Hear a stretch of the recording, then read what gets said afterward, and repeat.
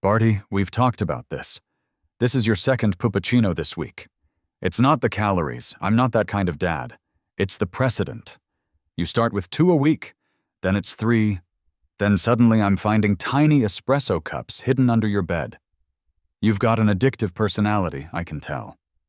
Bartholomew, my 4-pound toy poodle, just stared at me with the vacant, unblinking eyes of a creature who has never known a single day of hardship. He was, at that moment, wearing a cashmere sweater I'd bought on Etsy. He sneezed, a sound like a mouse popping a tiny bubble, and turned his attention back to a particularly stubborn blade of grass. I sighed and walked to the curb. This is why I can't have nice things, Barty. You just... Wait, what's this? The mail truck was pulling away, and in my box, nestled between a coupon book for a new car wash and a terrifyingly cheerful "We're Your New Neighbors" postcard, was the letter. It was beige. Not just beige, but a deep, aggressive, soul-crushing beige. The kind of beige that says, I have no joy in my life, and I'm about to make that your problem. The return address was embossed, because of course it was. Sycamore Springs HOA, Architectural Review Committee. I knew who this was from. Brenda. Brenda was our HOA president, a woman who wielded a clipboard like a scepter and wore a high-visibility visor at all times, even indoors. She was the kind of person who believed aesthetic harmony was next to godliness. My last run-in with her had been a formal hearing conducted on her driveway, where she and 2 other beige-clad acolytes informed me that my welcome mat, which was a tasteful navy blue, was aggressively non-neutral and created a focal point of visual discord. I had replaced it with a mat that was the exact same color as the concrete it sat on. I tore the envelope open. Bartholomew trotted over and began sniffing my ankle, probably sensing my blood pressure rising. Dear Mr. Mark Jensen, I read aloud, it has come to the attention of the committee that certain structures have been erected in the community that do not align with the Sycamore Springs Master Aesthetic Plan to maintain neighborhood harmony and prevent the attraction of vermin. All dog houses, kennels, pet enclosures, or other exterior animal shelters are hereby banned, effective immediately. I blinked. Vermin? Barty, are you attracting vermin? Bartholomew looked up, confused, then tried to eat a pebble. All non-compliant structures, I continued, my voice getting tight, must be removed within 72 hours of this notice. Failure to comply will result in a daily fine of $200, retroactive to the date of this letter. I looked over at Barty's structure. It was a simple, rather elegant cedar A-frame. I'd bought it 2 years ago. Barty didn't even sleep in it.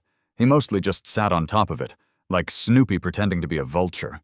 It was clean, it was tasteful, and it was approximately 50 yards from Brenda's property line. This is insane, I muttered. What set her off this time? A whisper came from over the privacy fence. She's blaming the petunia, I jumped. My neighbor, Gary, a mild-mannered accountant who was terrified of his own shadow, was peering over the fence. His eyes were wide, and he was clutching his own beige envelope. Gary, you're going to give me a heart attack. What petunia? Her prized petunia, he hissed, gesturing wildly. The giant purple one she's been grooming for the county fair. She went out this morning and it was soiled. I looked down at Bartholomew, who was now blissfully rolling in a patch of clover. She's blaming Barty? Gary, he weighs 4 pounds. His soil is the size of a teaspoon. And he only goes on that imported Italian turf patch I bought him. He has standards. He won't even look at domestic grass. I know, Gary said. But she saw a dog in her yard this morning. She's convinced it was him. She said, and I quote, That Poodle has always been uppity. So she called an emergency vote with the committee. You know, Marge and Ted, who just do whatever she says, and they passed the new rule this afternoon. A dog was in her yard, I said, remembering. It was that giant golden retriever from 2 streets over, the one named Thor. I saw him trotting around like he owned the place. Try telling her that, Gary lamented. I'm just going to take mine down. It's not worth the fight. It's just a plastic igloo. He disappeared back behind the fence, a man defeated. I looked at the letter. I looked at the $200 a day fine. I looked at Barty, who had successfully captured the pebble and was now bringing it to me as a trophy. This wasn't about the doghouse. It wasn't about the petunia. It was about principle. It was about Brenda and her beige tyranny and her aggressively non-neutral welcome mat. All right, Barty, I said, scooping him up. He licked my chin. War has been declared, and she just brought a strongly worded letter to a spite fight. Let's go read the bylaws. That night, my dining room table looked less like a place for eating and more like a general's command tent.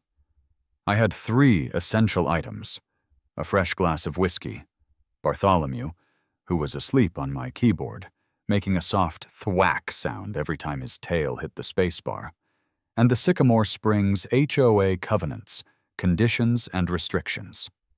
It was a 300-page binder, bound in the same oppressive beige as the letter. Okay, Barty, let's see what we're dealing with, I muttered, taking a sip. I am not a lawyer. I'm a graphic designer. But I am a man who once spent an entire weekend researching 17th century maritime law just to win an argument on the internet about pirate hats. I am, in short, extremely petty. I started reading. Hours passed. The whiskey level went down. My sanity went with it. I learned things. I learned that my mailbox flag, when in the up position, must be maintained at a 45-degree angle, plus or minus 2 degrees, to prevent visual confusion. I learned that all garden gnomes were permitted, but they must face magnetic north to ensure neighborhood uniformity. I learned that seasonal decorations were allowed for exactly 21 days, and that a single string of lights left up on day 22 constituted a year-round display of festive negligence. My eyes were bleeding. I was on page 247. I'd read Brenda's new amendment, the one she'd railroaded through. Article 9, Section 4, Exterior Animal Shelters. All structures, temporary or permanent, designed for the housing, sheltering, or enclosure of animals, including but not limited to doghouses, kennels, catteries, and hutches, are prohibited. It was airtight. She was a petty bureaucratic genius. She'd specifically banned anything for an animal. She's good, I mumbled to the sleeping Poodle. She's really good. I slumped in my chair, defeated. I was just about to close the binder and go write a check for the new sod I'd have to put down where Barty's little house stood, when my hand brushed the next tab. Chapter 14. Accessory Structures. My eyes snapped open. I sat up. I read the first line. To encourage harmonious property improvement, residents may erect one accessory structure, such as a garden shed, playhouse, or gazebo, per lot, provided all the following conditions are met. I grabbed a pen. My heart was hammering. 14.1.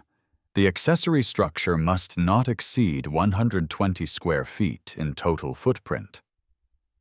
14.2. The accessory structure must not exceed 15 feet in height, or 2 stories, whichever is less. 14.3. The accessory structure must be architecturally harmonious with the main residence.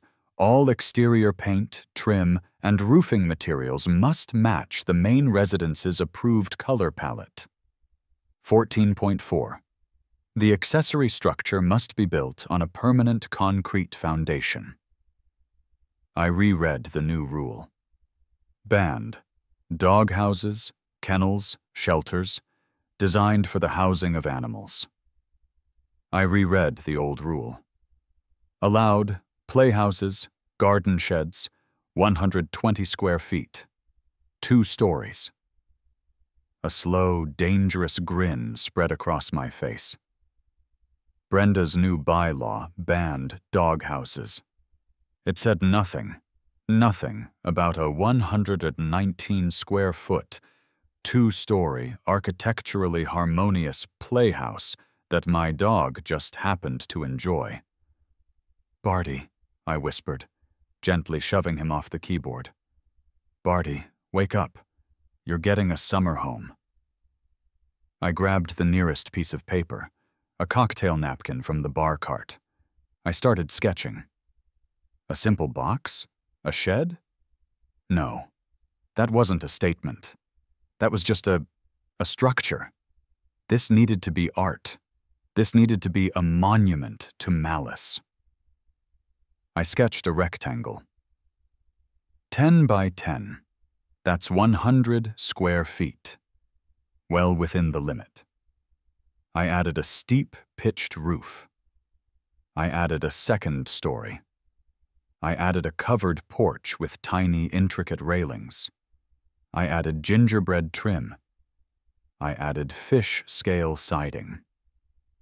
And then the masterstroke. The pièce de résistance. "It needs a turret," I said, the words coming out in a reverent hush. "Of course, a non-functional, purely aesthetic turret." I stood back and looked at my napkin. It was a 2-story miniature Victorian mansion. Am I about to spend, God, I don't know, 5 grand? 10 grand? Just to annoy Brenda? I asked the poodle. Bartholomew looked at the sketch, looked at me, and let out a tiny, high-pitched yawn. "Right," I said, grabbing my phone. "Good talk." I took a personal day. My first call wasn't to a lawyer, it wasn't to the city, it was to a number I'd seen on a truck all over the neighborhood. Jenkins & Sons Construction. We build anything. "Yeah, hi," I said into the phone. "I need a quote. It's for a custom playhouse. Yes, 2 stories. And do you guys do turrets?" Mike Jenkins showed up the next afternoon. He was a barrel-chested guy in a flannel shirt that had seen better decades. He had a pencil behind his ear, a face like a worn-out baseball glove, and the weary eyes of a man who has seen every stupid idea a homeowner can have. He unfolded my cocktail napkin sketch in his calloused hands. He held it up, squinting. "Okay, let me get this straight," he said, his voice a low rumble of gravel.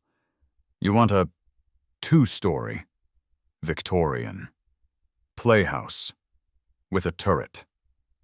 "Correct," I said, trying to sound as nonchalant as possible, as if this was a perfectly normal request. "And a mini chandelier for the foyer. Oh, and it has to be painted Victorian plum with elegant white trim, to match my shutters. Architectural harmony, you know?" Mike looked at my shutters. He looked back at the napkin. He looked at me. "For your kid?" he asked, gesturing vaguely at my child-free, minimalist house. "Sort of." I pointed to the lawn, where Bartholomew was currently locked in a life-or-death struggle with a dandelion. "He's hairy, doesn't speak English, and I have to pick up his poop. This is Bartholomew." Mike Jenkins stared at the 4-pound poodle. He stared back at the sketch for a 2-story mansion. He looked at my face, which I'm sure was radiating an unhealthy amount of smug, preemptive glee. A long, slow grin spread across his face. It was like watching a mountain crack open. "This is a spite build, isn't it?" I put a hand on my heart. "This, Mike, is an art installation about the dangers of bureaucratic overreach, a scathing commentary on suburban autocracy. HOA, he asked. Brenda, I said. The name was all it took. His grin turned into a full-blown smile. Say no more, son. She fined my cousin $400 last spring because his basketball hoop was, quote, aesthetically invasive. And his kid is trying to get a scholarship. She's a menace. He slapped the napkin. I love it. We can do this. You're gonna need a proper concrete slab for this. That's a permanent foundation. And if you want that chandelier, you're gonna need a permit for the electrical. We can run a buried line from the main house. Mike, I said, I want it lit up like a Christmas tree. I want pilots to see it. Whatever it takes. I like you, he said. We'll start Monday. Monday morning, 7:00 a.m. A cement truck, with the Jenkins & Sons logo on the side, rumbled down Sycamore Springs Drive.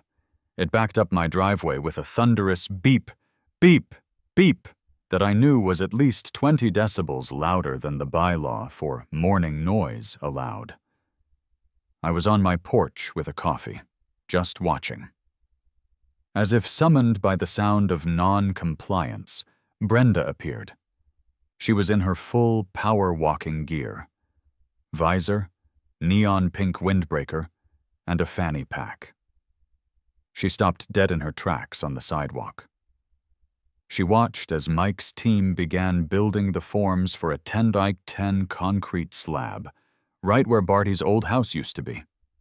She marched across my lawn. Her sneakers made an angry thwip, thwip, thwip sound on the grass. Mark! She barked, clipboard appearing in her hand as if by magic. What is the meaning of this? You cannot just pour concrete. Any patio addition requires a 30-day review by the committee. I took a long, slow sip of my coffee. Morning, Brenda. Lovely day for a walk. Oh, this? It's not a patio. The city permit says it's the foundation for a detached accessory structure. Just a little garden shed, you know, for my rake. She squinted at the 10x10 square. That's a very small shed. I only have a small rake, I said. She knew I was lying. I knew she knew. But I had the permit. It was stamped and approved by the city, who, unlike the HOA, didn't give a damn about anything as long as it was under 120 square feet. She couldn't do a thing. She just vibrated slightly, made a humph sound, and thwip, thwip, thwipped away. The next week was glorious. The slab cured. The framing went up. First, the ground floor. Gary peered over the fence. Mark, that's a big garden shed. I have a lot of mulch to store, Gary. Then the second floor. Now the whole neighborhood was stopping. Cars slowed down. People were pointing. I heard a kid on a bike yell, "Are they building a tiny house?" Brenda's car, a beige sedan that perfectly matched her personality, started doing slow drive-bys. Once an hour, like a shark. Then, on Friday, the masterpiece arrived on a flatbed truck, the prefabricated turret. Mike's team hoisted it up with a small crane. They bolted it to the corner of the second floor. I was in my front yard when Brenda's car screeched to a halt. She didn't even get out this time. She just rolled down her window, her face a mask of pale, confused rage. "What?" she yelled across my lawn. "Is that?" "That," I yelled back, "is a cupola, Brenda. It's for ventilation, for the rake!" She just stared. The crane swung the turret into place. From behind his blinds, I saw Gary give me a single, terrified thumbs up before disappearing entirely. It took another week. A week of painting. A week of tiny, custom-milled gingerbread trim. A week of an electrician wiring up not just the chandelier, but 2 miniature porch lights, and at my special request, a tiny, non-functional doorbell. On the final day, Mike Jenkins stood back with me, wiping his hands on a rag. It was breathtaking. It was, as promised, a 2-story Victorian mansion, painted a deep, beautiful Victorian plum, with elegant white trim that matched my shutters perfectly. The roof was real asphalt shingles. The tiny wraparound porch had railings. The turret, God bless it, was magnificent, capped with a shingled cone. "Well," Mike said, "it's the dumbest, most beautiful thing I've ever built. The boys are proud of this one." "It's a masterpiece, Mike," I said, handing him the final check. "Go on," he said. "Do the honors." I walked inside. The floors were a dark, laminate hardwood. A tiny, carpeted spiral staircase led to the second floor. And in the foyer, hanging from a reinforced beam, was a 12-inch crystal chandelier. I picked up Bartholomew, who had been watching the whole process with mild confusion. "Barty," I said, my voice thick with emotion. "Welcome home." I placed him on the ground floor. He sniffed the baseboards. I followed him up the spiral stairs, which he navigated with the clumsy enthusiasm of a tiny bear. The second floor was a single, open room, with 2 windows and the little alcove created by the turret. I had already furnished it. I'd found a doll-sized velvet chaise lounge online. I placed Bartholomew on the chaise. He looked at it, confused, then bit one of the tassels and tried to drag it off the platform. "You'll learn to love it," I said. I was adjusting the tiny landscape painting I'd hung on the wall when I heard it. The sound of a car door slamming with enough force to disrupt the local tectonic plates. Brenda. She must have a 6th sense for violations, a Brenda sense that tingles whenever someone is experiencing joy. I went down to the porch of my actual house and waited. Barty, having given up on the tassel, had found the turret window and was peering out like a tiny, fluffy king surveying his domain. She wasn't power walking. She was storm marching. Clipboard in hand, visor pulled low, she stomped up my driveway, not stopping until she was 3 feet from the base of the mansion. She stood there for a full 10 seconds. Her mouth was open. Her eyes were tracking from the foundation to the first-floor porch, to the second-story windows, to the peak of the turret. "What?" she finally shrieked, the word cracking in the quiet afternoon air. "Is that?" "Oh, this?" I said, strolling over. "It's my new accessory structure, Brenda. You like it? The turret was Mike's idea. I think it adds a certain gravitas." "That," she sputtered, her face turning a truly fascinating shade of blotchy red, "is a dog house. It's a dog mansion. It's a palace for a rodent."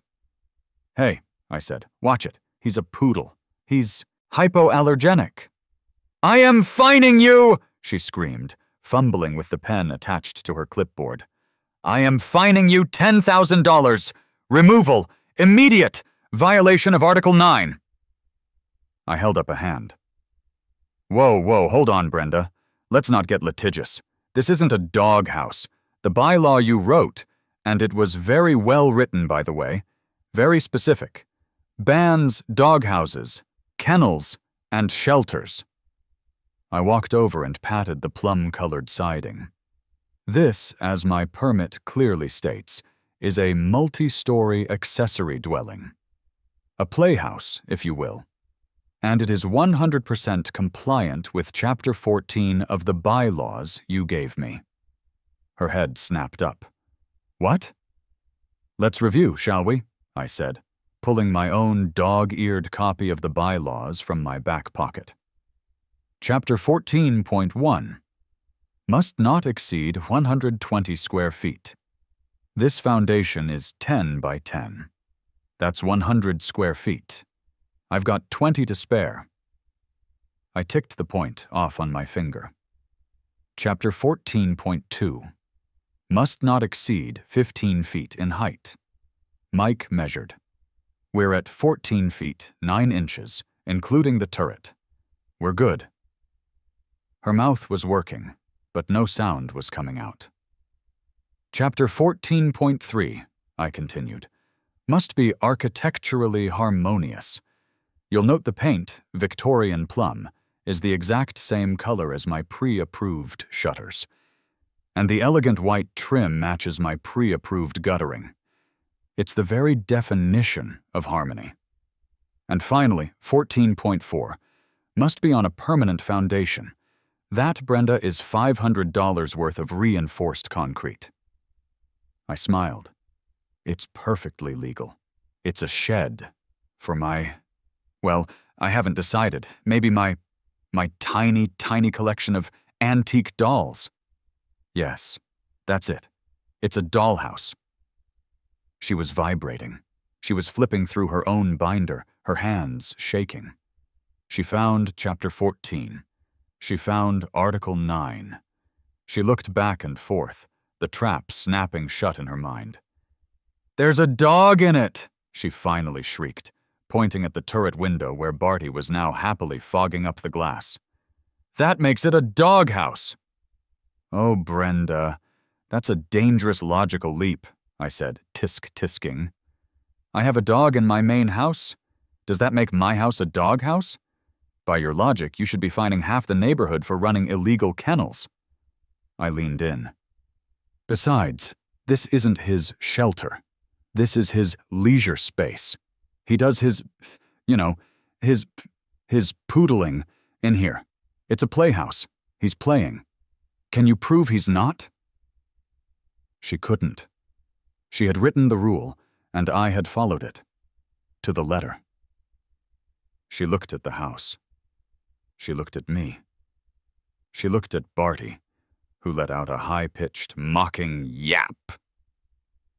Brenda made an inhuman squeaking sound, a noise a pressurized tea kettle makes right before it explodes. She spun on her orthopedic heel, her visor askew, and she marched away. It was not a walk. It was a full tactical retreat. I looked up at Barty, who was now looking down at me. "Phase 1, complete," I said. I went inside my real house, poured a very large whiskey, and turned on saucers, the dog mansion's porch lights. The paper war began the next day. Brenda was a woman defeated, but not destroyed. If she couldn't win on the bylaw, she would try to bleed me dry with 1,000 paper cuts. The first notice was taped to my door. Official fine, $500. Violation, unapproved pet structure. I appealed, citing Chapter 14, and attached a copy of my city permit and a photo of the Victorian plum paint can next to my shutters. The second notice came 3 days later. Official fine, $300. Violation, nuisance structure, gaudy. I appealed again. Dear Committee, gaudy is a subjective term and not defined in the bylaws. The structure is, in fact, architecturally harmonious per 14.3. See attached paint samples. The third one was my favorite. Official fine, $1,000. Violation, improper use of accessory dwelling, residential habitation. I appealed. While my dog, Bartholomew, does enjoy his leisure space, he does not reside there. He sleeps in my main house. Furthermore, he is a dog, not a person, and thus cannot reside anywhere in the legal sense. Are you suggesting I am running a tiny, one-dog boarding house? Please clarify. Brenda was losing her mind. I knew it. Gary told me, whispering over the fence, that she'd been seen measuring the distance between my fence posts at 3 a.m. Then, she escalated. It was a Thursday evening. I was in my living room, watching TV. Barty was in his mansion, residing on his velvet chaise. I had the porch lights on. It was beautiful. Suddenly, my living room was filled with flashing red and blue lights. I muted the TV. My heart jumped into my throat. A police car was parked at my curb. 2 officers were walking up my driveway. I met them at the door. One was older, with a weary, mustached face, Officer Miller. The other was younger, sharp-eyed, Officer Chen. "Sir, are you Mark Jensen?" Officer Miller asked. "I am," I said, my hands up. What's going on?" "We got a call about Miller looked at his notepad, sighing. "A domestic disturbance?" "A what?" I said, dumbfounded. "Officer, it's just me and my dog. He's not very domestic, and he's rarely disturbed. He's currently napping." The caller, a Ms. Brenda, Grabowski, said you were taunting her, Officer Chen said, looking past me into the house. "She also said you were operating an illegal structure, and that your dog was living in opulence, while, and I'm quoting here, plotting her demise." I stared at them. Plotting her demise? He's a 4-pound poodle. His biggest plot right now is how to get a piece of cheese off the counter. "Look, sir," Miller said, rubbing his temples. "We have to check it out. Can you just show us whatever it is she's talking about? This structure?" "Absolutely," I said. "Follow me. But just be prepared." I led them through the house and out the back door. The yard was illuminated by the floodlights on my main house, and, of course, by the warm, welcoming glow from the chandelier and porch lights of the dog mansion. Both officers stopped dead. They just froze. Miller slowly took off his hat. Officer Chen put a hand over his mouth. I could see his shoulders shaking. "Holy crap," Chen finally whispered. Is that a turret?" "It is," I said, trying to sound serious. "Barty likes the 360-degree view. Helps him spot, vermin." Barty, hearing our voices, trotted out onto the second-floor balcony and let out a single, inquisitive yap. Officer Miller looked at Barty. He looked at the turret. He looked at the gingerbread trim. He turned around and walked 3 steps toward the fence, his back to me. I could see his entire body shaking with suppressed laughter. Officer Chen was less subtle. He was leaning against my house, snorting into his hand. "Sir," Miller said, finally composing himself and turning around, his face bright red. Is that a real chandelier?" 12-inch crystal, low-wattage bulbs, fully compliant with city code. Miller pressed the radio on his shoulder.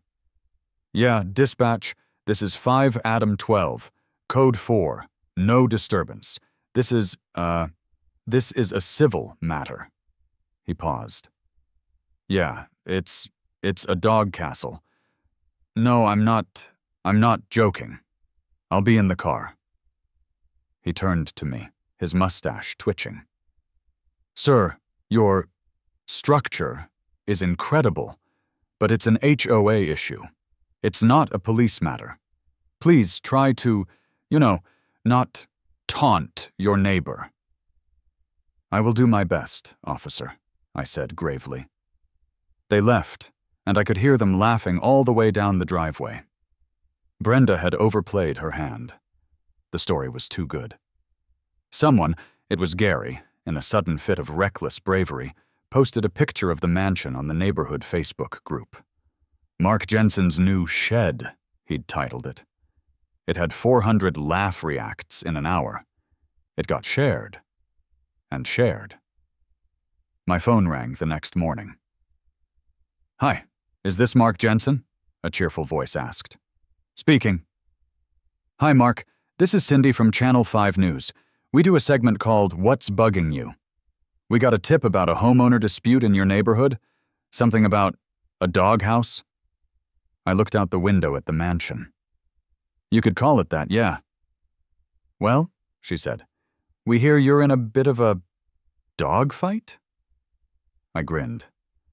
You have no idea. When can you get a camera crew out here? The news segment was, in a word, glorious. The B-roll alone was a work of art. They got a drone shot circling the turret. They had close-ups of Bartholomew on his velvet chaise. They interviewed me, and I gave them my most earnest, I'm just a guy who loves his dog and follows the rules performance. They also, of course, interviewed Brenda. It was not her finest moment. They caught her in her visor, and she went on a 10-minute spittle-flecked tirade about harmony and vermin and flagrant, disgusting displays of opulence.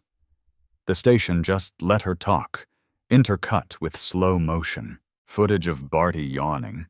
She was a local laughingstock. The segment went viral in the Tri-County area. Brenda, humiliated and backed into a corner, did the only thing she knew how to do. She doubled down.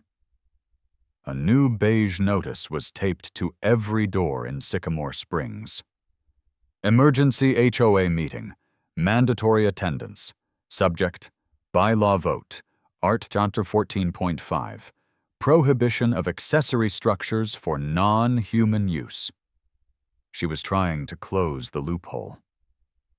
The meeting was held that Wednesday in the community clubhouse, a beige, joyless room that smelled like industrial cleaner and broken dreams. The room was packed. I'd never seen more than 10 people at one of these. Tonight, it was standing room only. Everyone was there.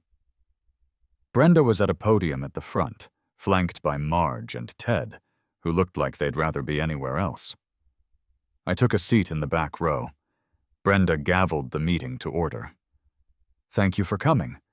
We have a serious issue to discuss. She clicked a button. A projector lit up a screen behind her. It was a grainy, zoomed-in photo of my dog mansion taken from her yard. It looked like a still from a Bigfoot sighting. This monstrosity has been erected in our community, she began, her voice trembling with rage. It is a mockery of our bylaws. It is a flagrant, gaudy, disgusting display of spite. It has lighting. A few people in the front row gasped. Mark Jensen, she said, pointing a shaking finger at me, has exploited a loophole to build a pet palace. This is not what the founders of Sycamore Springs intended. We are a community of harmony, of taste. This is why we must vote yes on 14.5 to ban this kind of behavior forever. She finished, breathing hard. The room was silent. Everyone looked at me. I stood up, holding my copy of the bylaws. Hi, everyone, I said, giving a friendly wave. Mark Jensen, 422 Sycamore Lane. I just want to be clear on a few things. Brenda, I just have a couple of questions for you. This is not a Q&A, Mark, she snapped. Oh, I think it is, I said, walking slowly down the aisle. Brenda, did I or did I not get a city permit for my build? That's irrelevant.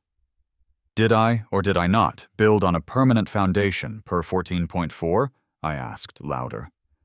Well, yes, but is the structure under the 120 square foot limit per 14.1? Is it under the 15-foot height limit per 14.2? Yes, she shrieked. And finally, Brenda, I said, stopping right in front of the podium. Does it or does it not match the architecturally harmonious color palette you personally approved for my main house shutters last year? Brenda was silent. She was trapped. She knew, and everyone in the room knew, that I had followed her rules. And then, a new voice cut through the silence. She fined me. Everyone turned. It was Gary. Timid, quiet Gary. He was standing up, his face pale, but his hands balled into fists.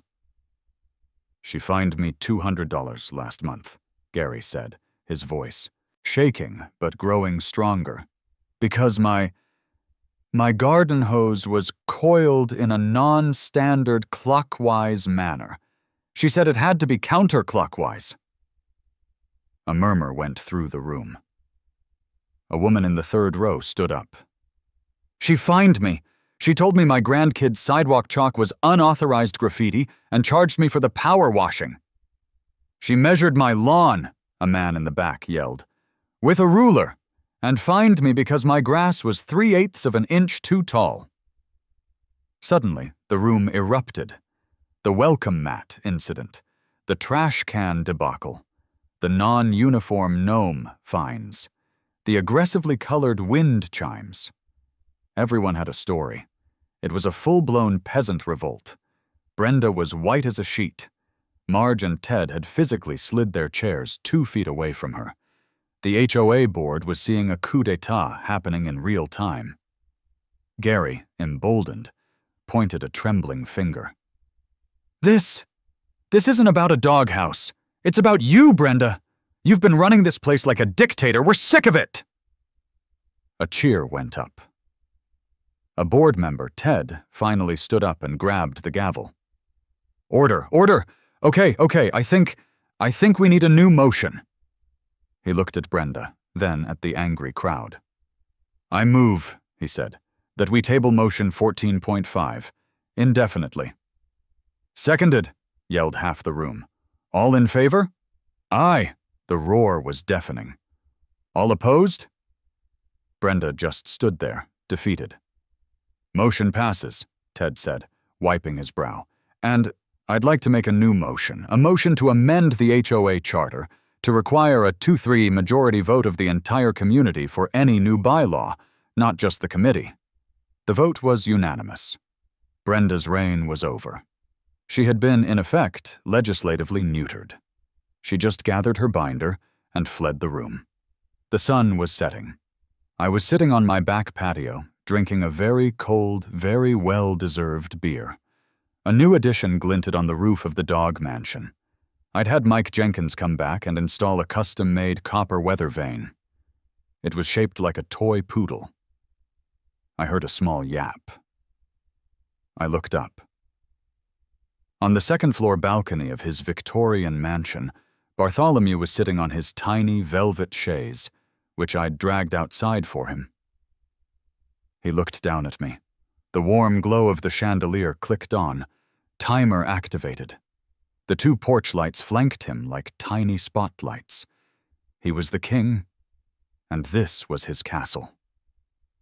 I raised my bottle to him. "To the king, Bartholomew," I said. "Long may he reign." He yapped again, a perfect, tiny, victorious sound in the twilight.